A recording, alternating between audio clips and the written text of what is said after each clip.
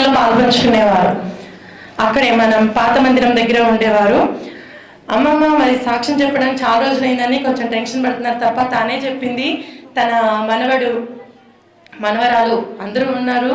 మన చిన్న పాపకి మరి డెలివరీ అయిన తర్వాత అసలు పాలు తాగలేక చాలా ఇబ్బంది పడింది హాస్పిటల్లో. మరి పాస్టర్ గారికి ఫోన్ చేయడం ద్వారా మరి దైవజనుల ప్రార్థన ద్వారా ఆ బిడ్డ మంచిగా పాలు తాగుతుంది. కాకపోతే మళ్ళీ ఏమైందంటే పాలు సరిపోయేంత లేవంట తల్లికి. మొన్న ఆదివారము ఇక్కడ నేను ఫలాలు పంచేటప్పుడు నా దగ్గరికి వచ్చామా, మరి అమ్మాయికి పాలు లేవు, పాలు పడే విధంగా నువ్వు ప్రార్థన చేసి ఒక కాయ ఇవ్వు అని చెప్పింది. సరే అని చెప్పేసి అసలైతే మనం గర్భిణీ స్త్రీలకు ఇస్తున్నాం ఫలాలు. అదే సమయంలో మరి ఆవిడ పేరును బట్టి మనం ప్రార్థన చేసి ఫలం ఇచ్చినప్పుడు అమ్మమ్మ తీసుకొని వెళ్ళి తనకి ఇచ్చిందంట. తన కోడలికి ఇచ్చిన తర్వాత తను తిన్నది.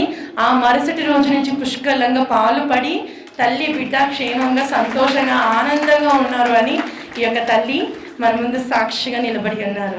ఈ యొక్క గొప్ప సాక్ష్యం దేవుడు దీవించబడును గాక. ఆమేన్. హల్లెలూయా.